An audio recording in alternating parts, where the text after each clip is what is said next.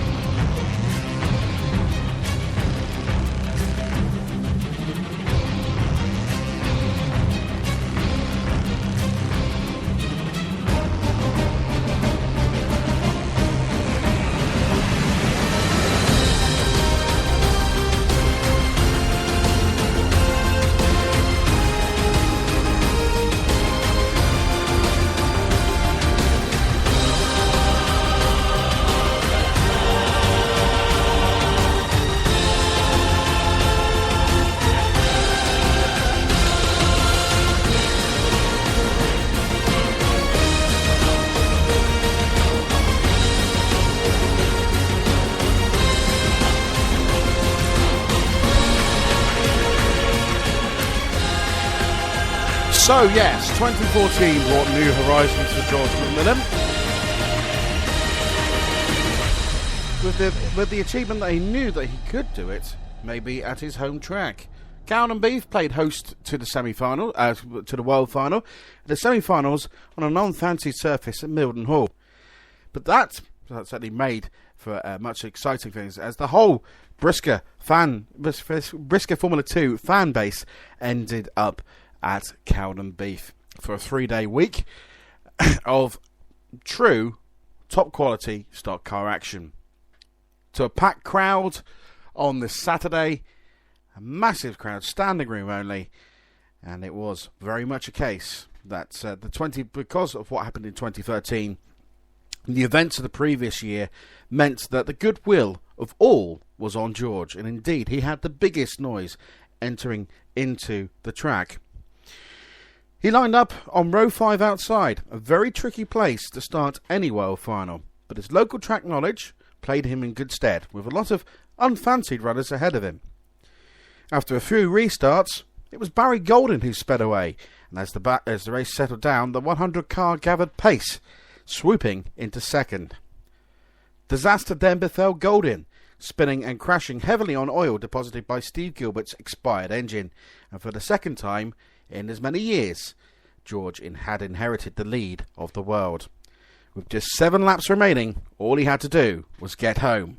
We pick up that story at the restart with my somewhat, what should we say, a little bit excited commentary.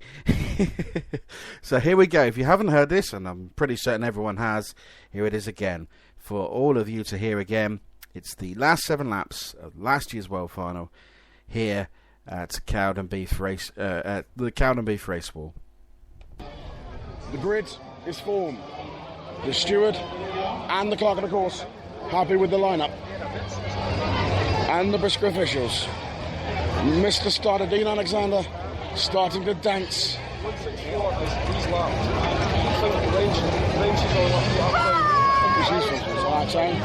Yeah. So it's McMillan who leads them round. He's got the buffer of a back marker in Dougie King race. Listen to this crowd. I'm in the grandstand here at Cowan and Beef, and it is electric here. In third place, it's Gordon Moody, but he has got 2 back markers between him and Bradbury. Robbie Dawson, a little bit disappointed, a little bit peeved. Will he take Willie Bass, number 7? Will he do number 7? And help his sister have a very good night. His sister, Laura Dawson, is the current beau of George McMillan. Christopher Kincaid, dangerous threat, the Irishman. If there's more yellow flags, you never know. It looks like Ashley England could be pulling off. He is pulling off. He's the next car back. Sam Wagner with the consolation, Mickey Brennan and Jamie Avery. The yellow flags out, the base car pulls off. Chris Bradbury looking behind him. George McMillan just out to go. And away we go. 7 laps remain in the Brisker Formula 2 Championship of the world. And it's McMillan who leads from Bradbury and Kincaid and Moody. With this time round, it is 5 laps to go for McMillan. Bradbury in second place. And Gordon Moody is in third. With 4 to go. It is George McMillan who leads. Chris Bradbury. Gordon Moody. Robbie Dawson. Christopher Kincaid. And Mickey Brennan. As the battle goes off to second place between Moody and Bradbury. And Bradbury puts the bumper in, but it doesn't quite hurt much. 3 to go. George McMillan, miles in the lead. This time round, goes round to break the 2-lap board. Gordon Moody leading, but with 1 to go. This time round, surely history cannot repeat itself. He comes round, he sees the 1-lap board. He's going for the 1-lap board. He takes it. And Gordon Moody is nowhere to be seen. And we go down the back straight for a line of time. George McMillan goes round the final bank for the final time. To be done. That's 1914. Champions of the world. Gordon Mooney, the Gallus of the Elements up to second place. Chris Abbey is 18 and third. Robin Wilson fourth. And who cares about the rest? Because it's George McMillan's world title. Ladies and gentlemen, after the heartbreak of last year, what a win for the Glaswegian. An emotional win, a totally brilliant win. Ladies and gentlemen, your new world champion, George McMillan. Now, listening back to that 12 months on, that still gives me goosebumps because I can still feel the atmosphere of that grandstand and everyone around there literally screaming for George to keep it lit, keep the car on the island. And once we saw it as the one lap board, we just thought he cannot lose it now. He had a clear track ahead of him, and it was a wall of sound that greeted him. There was a race wall roar in 2002 when